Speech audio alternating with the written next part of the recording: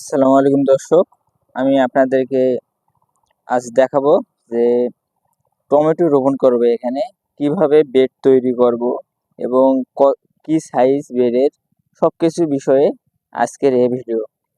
তো দেরি না করে শুরু করা যাক আজকের এই ভিডিও। এখানে সাধারণত চতুর্পাশে ঘাস এবং ধান লাগানো আছে। তো এখানে গরু দিয়ে চাষ করা হয়েছে। চাষ করার পর এখানে আমি কি রকম বেড তৈরি করতেছি এ বিষয়ে দেখাবো আজকে। এখানে বেড সাধারণত সিঙ্গেল বেড তৈরি করা হয়েছে।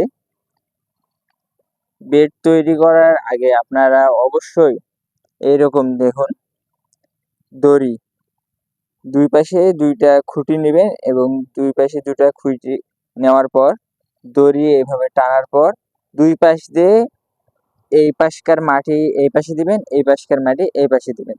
এভাবে মাটিগুলো দেওয়ার পর আপনারা এরকম উঁচা অন্তত 5 থেকে 6 ইঞ্চি পর্যন্ত উঁচা করবেন। আর একটু বেশি করলে ভালো হয়, কেননা এখন বর্ষার সময় যে কোনো সময় পানি হয়ে জমি ডুবে যেতে পারে। আর যত একটু নিচু করবেন ড্রেন, অত পানি নিষ্কাশন করা অনেক সুবিধা হবে। অবশ্যই এইরকম বেড উঁচু করার চেষ্টা করবেন, কেননা উঁচু করলে এখানে মাটিটা অনেক উঁচা হচ্ছে, এইরকম নিচু হচ্ছে, এখানে পানি পড়ার সঙ্গে সঙ্গে নিচে নেমে যাবে। আর এখানে সাধারণত মালচিং ব্যবহার করা হবে। মালচিং ব্যবহার করার জন্য এইরকম পদ্ধতি অ্যাপ্লাই করা হচ্ছে। আর যারা মালচিং ব্যবহার করবেন না তারা এরকম বেড করা উত্তম, কেননা পানি হচ্ছে, আবহাওয়া খারাপ। তো এখানে এইভাবে মাটি দেওয়ার পর আপনারা অবশ্যই একটা এরকম লাঠি অথবা কাঠের বাতা নেবেন। নেওয়ার পর এইভাবে এই পাশকার মাটি এইভাবে দিয়ে ভালোভাবে সমান করে এইভাবে বাইরে দিয়ে ভালোভাবে সমান করবেন, কেননা উঁচা নিচু হলে গাছগুলো যে জায়গায় পানি একটু বাঁধে থাকবে সেই জায়গায় গাছগুলো মারা যাবে। সেজন্য আপনারা অবশ্যই এভাবে সমান করে দেবেন।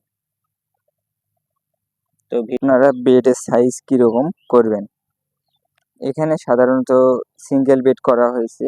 সিঙ্গেল বেড করার জন্য 1.5 ফিট বেড, এখানে 1.5 ফিট বেড, 1.5 ফিট ড্রেন এবং 1.5 ফিট বেড, এভাবে 1.5 ফিট 1.5 ফিট করে আপনারা রাখবেন। অর্থাৎ 1 হাত বেড, 1 হাত ড্রেন, 1 হাত বেড, এভাবে বেড তৈরি করবেন। আর এইরকম লাইনটা একটু বেশি বড় করবেন না, কেননা বেশি বড় করলে পানি নিষ্কাশন ব্যবস্থা ভালো হবে না। অবশ্যই আপনারা ছোট ছোট কাপ বানাবেন।